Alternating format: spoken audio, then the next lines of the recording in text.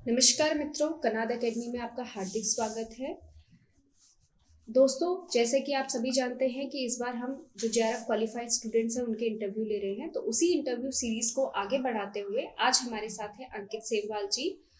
तो चलिए बात करते हैं अंकित सेमवाल जी से और जानते हैं कि कैसे कैसे उन्होंने तैयारी करी और कैसे इस बार के एग्जाम में उन्होंने सफलता हासिल करी। तो अंकित जी, बहुत बहुत स्वागत है आपका और आपको बहुत बधाई कि इस बार आपने जेआरएफ क्वालिफाई किया है। तो अंकित जी, सबसे पहले तो आप अपना परिचय दीजिए कि आप कहाँ से हैं और आपका जो बैकग्राउंड रहा है इससे पहले, कैसे आप योग की तरफ आए। हाँ जी, नमस्ते, प्रणाम सभी को।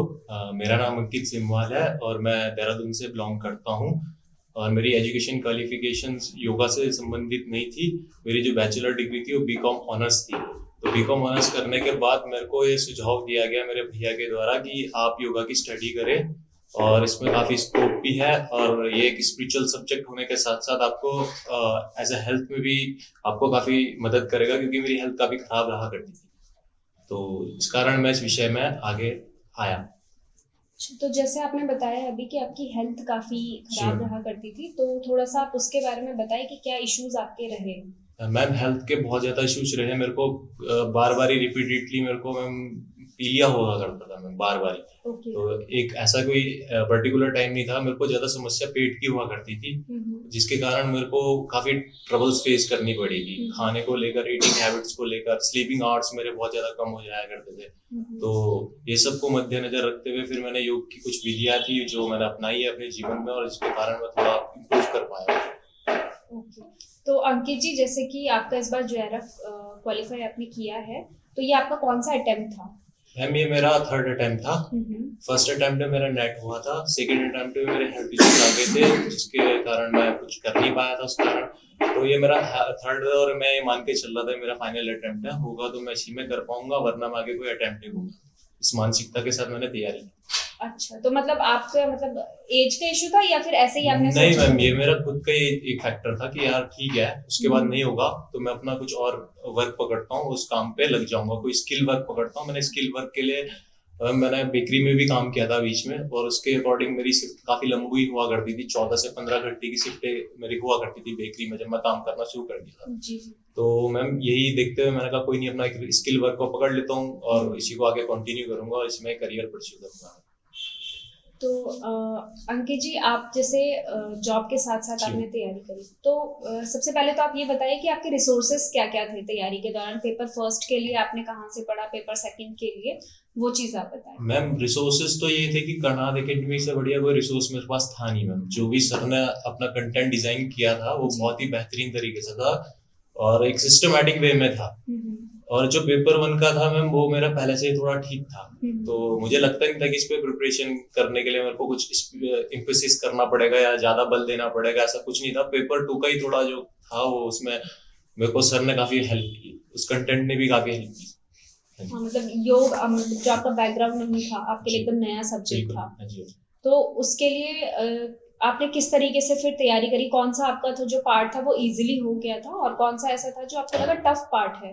जो मैम सबसे इजीली पार्ट जो था मैम, ये योगा सूत्र था। उसको करना तो बहुत ही आसान था और ऐसा लग रहा था कि चलो हो गया मैम। एक दो बार इसको रिवीजन करने की भी जरूरत नहीं पड़ी थी, क्योंकि सर ने इतना बढ़िया तरीके से इस चीज को एक्सप्लेन किया था। तो जो हार्ड वाला थोड़ा सा पोर्शन था वो था उपनिषद थे हमारे, और हमारा हठ योग का पोर्शन था, क्योंकि ये काफी सिमिलर है। सभी जगह आप देखोगे कुछ विधियां वहां पे भी है, वहां पे भी है।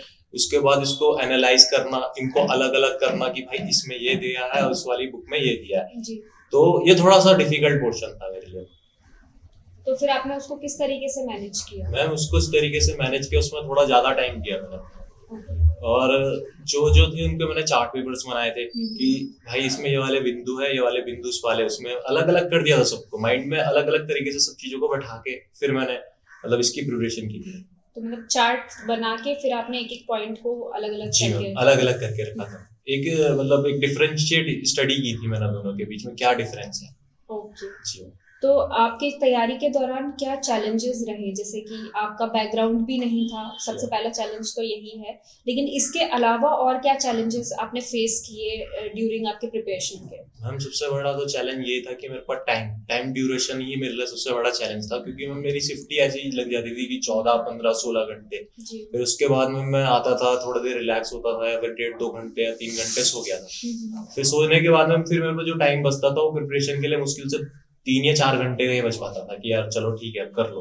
तो मैम मेरे को लगता है कि जो हमारे पास कभी भी ऐसी कंडीशन आती है ना, उस समय हम बहुत अच्छा परफॉर्म करते हैं। क्यों? क्योंकि कारण ये कि जब आदमी ये सोच के चलता है मेरा 24 आवर्स है तैयारी करने के, तो उस बीच में ना आधे से ज्यादा टाइम अपना वेस्ट करता है। 3-4 घंटे वो म्यूजिक सुनेगा, 5-6 घंटे मूवियाँ देखेगा, कुछ टाइम पे वो घूमेगा फिरेगा। पर अब जब आपके पास एक लिमिट आ गई टाइम की कि भाई इस टाइम पे ये करना, तो आप वही काम करोगे।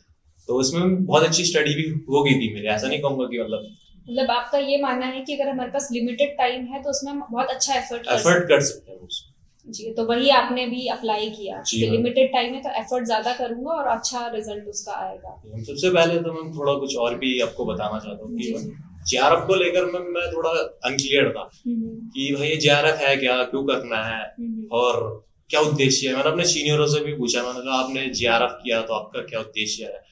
तो किसी सीनियर ने मेरे को रिप्लाई में दिया कि जेआरएफ मींस 32,000। तो मैं मेरे को सेटिस्फाई नहीं कर पाया उनको उत्तर। फिर मैं गया दूसरे सीनियर के पास, उन्होंने उनसे पूछा, मैंने कहा आप क्या करोगे इसके बाद, आपने पीएचडी, आपने एनरोल हो गए हो, आपको जेआरएफ किया। तो उन्होंने कहा कि जेआरएफ का अर्थ ये कि कुछ हो ना हो हमारे आगे डॉक्टर की डिग्री लग जाएगी। तो ये भी मैं मेरे को सेटिस्फाई नहीं कर पाया।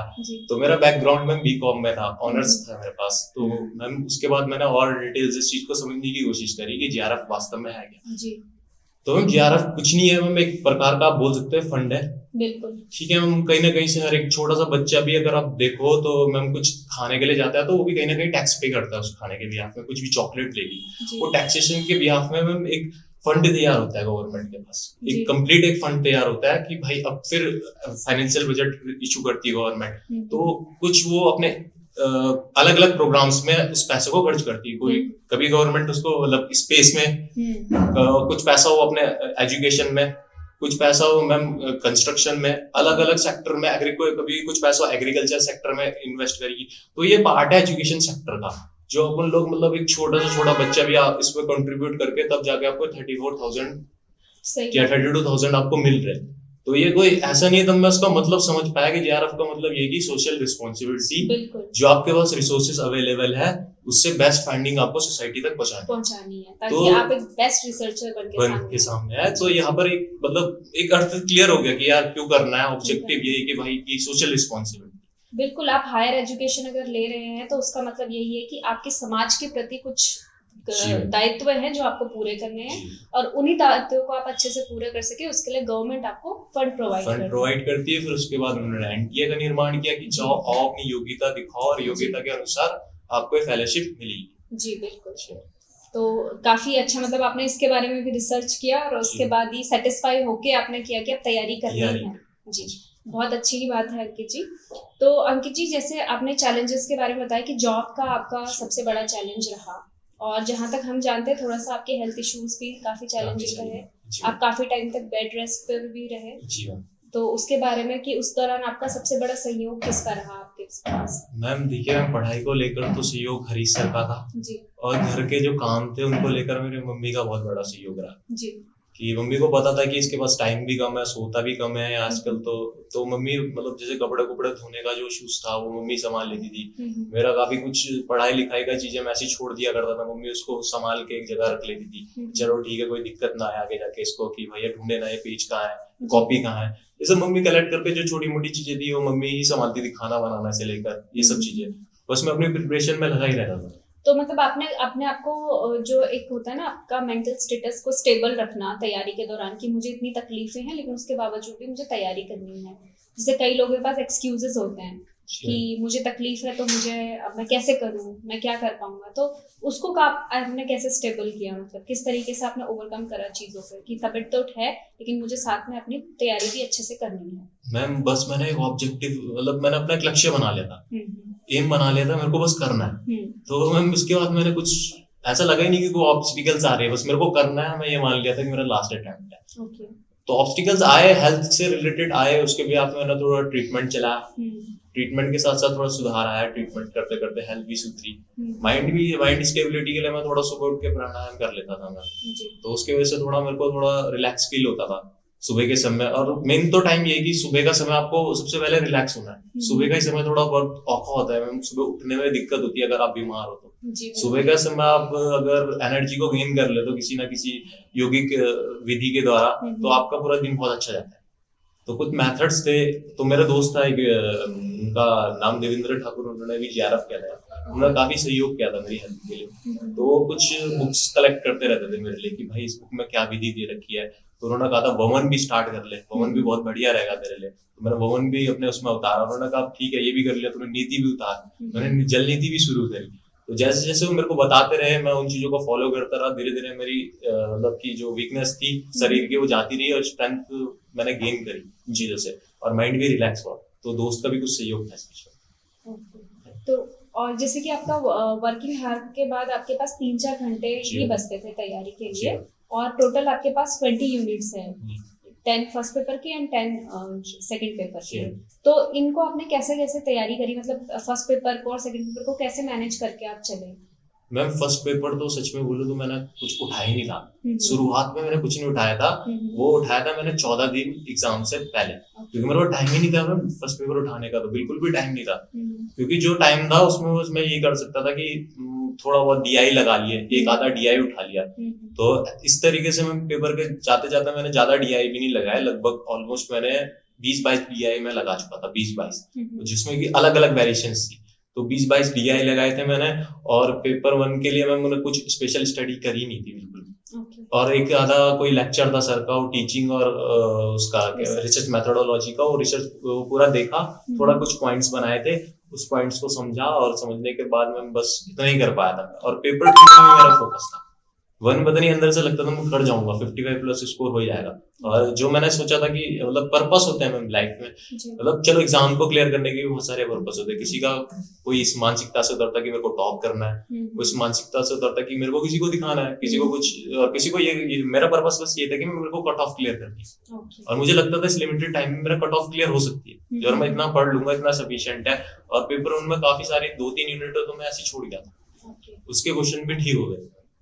तो जैसे आपने बताया कि आपने कुछ यूनिट्स छोड़ दी थी, तो लेकिन ये हर किसी के लिए काम नहीं करता, जैसे कि इंसान को अपने अनुसार ही चीजें करनी चाहिए, जैसे कई लोग अभी इंटरव्यू देखेंगे तो वो यही सोचेंगे कि सर ने अगर 1-2 यूनिट छोड़ दी तो हम भी छोड़ सकते हैं, तो उसके लिए आप कुछ ऐसा बताएं कि आपने छोड़ी, उसके पीछे आपका रीजन कुछ और था, तो क्या ये करना सही है कि आप छोड़ के भी क्लियर कर सकते हैं, या आपको लगता है कि नहीं अगर आपने उसको साथ में लेकर पढ़ लिया होता उस टाइम पे तो और अच्छा आप कर सकते? बेटर तो है मैम, अगर आपके पास समय है, मेरे पास समय नहीं था, हाँ जी, तो ही मेरे को छोड़नी पड़ी थी यूनिट, अगर आपके पास समय है तो बिल्कुल आप पूरी यूनिट्स करके जाओ मैम, मेरा मानना तो ये कि पूरी यूनिट्स आपकी कवर होनी चाहिए, पर मेरे पास समय का एक बाउंडेज था, जिस वजह से मैंने कहा यार जैसे ये तो करनी नहीं चाहिए यार, बेकार है, जैसे हायर एजुकेशन मेरे को लग रहा था कि यार इसको छोड़ तो चलेगा, इन्वायरमेंट है, मैंने कहा इसमें मैंने पहले भी स्टडी इन्वायरमेंट की, बीकॉम ऑनर्स जब कर रहा था मेरे पास इन्वायरमेंट एज अ सब्जेक्ट था, तो मेरे को लगा मेरे को अभी भी इसका थोड़ा वेटेज है माइंड में कि यार अभी मैं कर सकता हूँ, इनके क्वेश्चन निकाल सकता हूँ, 2-3 क्वेश्चन मैंने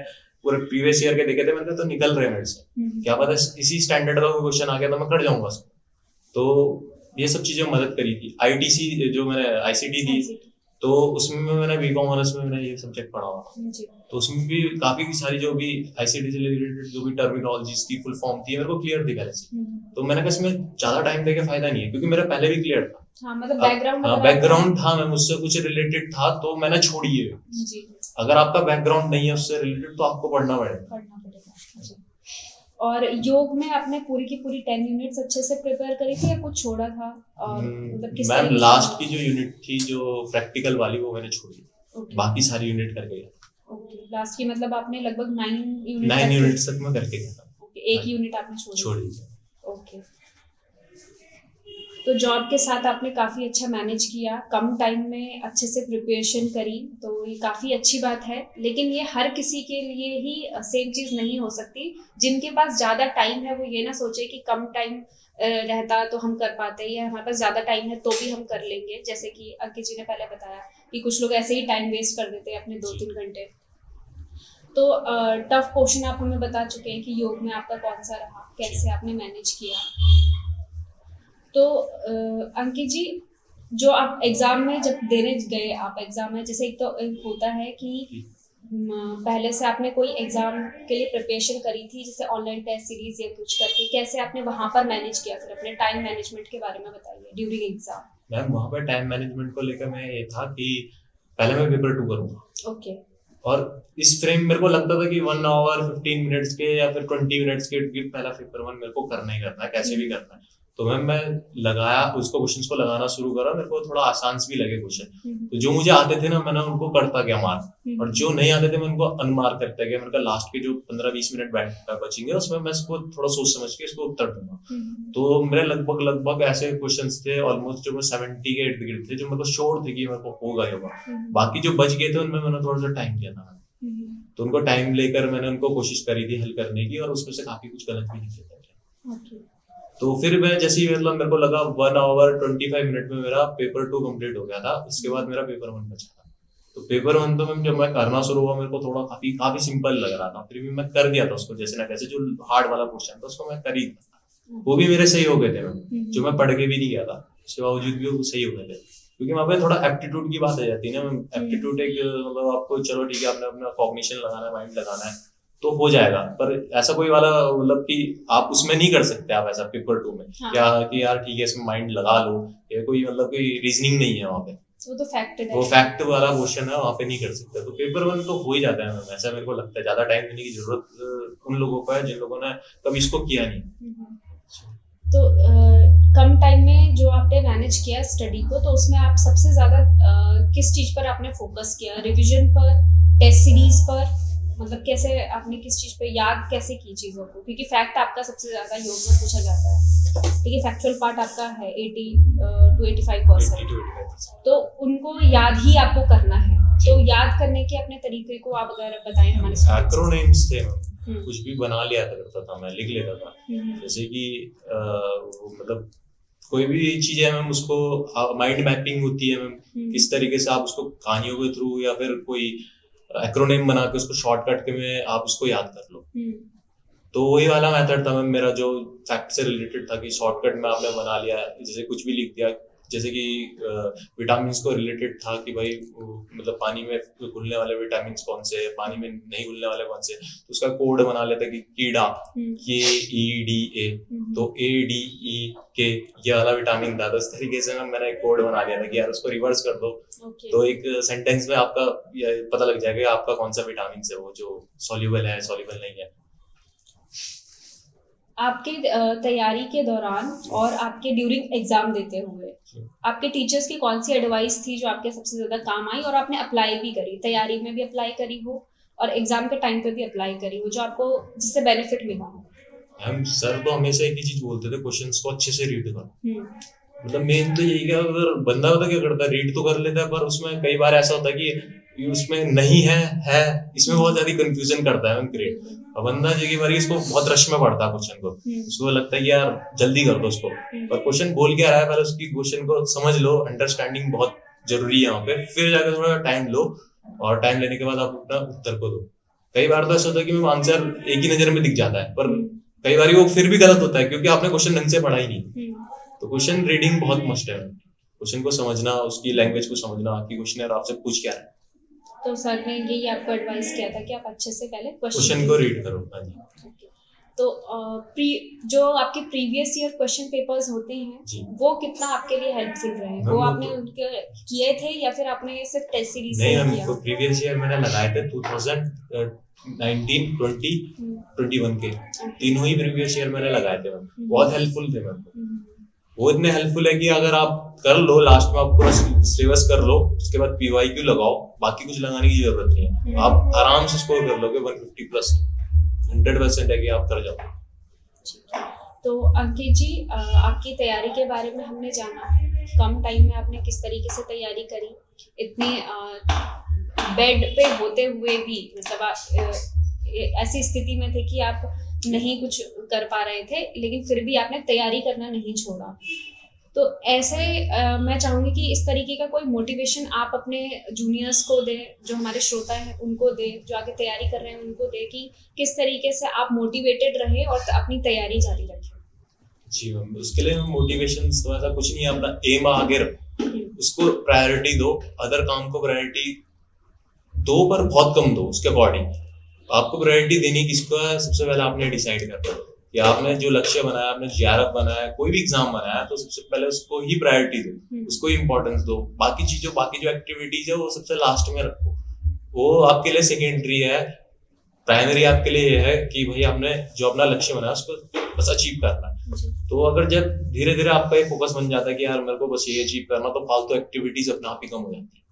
अगर आप एक्टिविटीज की ओर भागोगे, अलग जो एक्टिविटीज से रिलेटेड नहीं है आपके अचीव, जो आपका टारगेट है, तो फिर आप कर ही नहीं पाओगे कभी। फिर तो ये लगेगा यार 1 साल भी कम है, 2 साल भी कम है।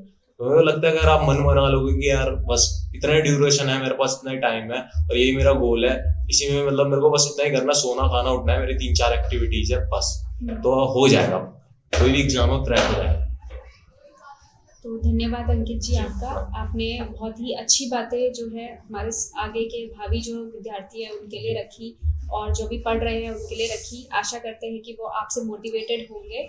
जैसे तैयारी के दौरान आपने जो जो चीज़ें अप्लाई करी हैं, और या जो आपने कुछ मिस्टेक्स करी हो वो ना करें लोग, और उससे आपसे सीखें, जो भी आपका मोटिवेशन रहा उससे। और आपका बहुत बहुत धन्यवाद। और कनाद एकेडमी आपके फ्यूचर में भी आपकी हर जो भी आप आगे करेंगे उसमें आपके साथ है।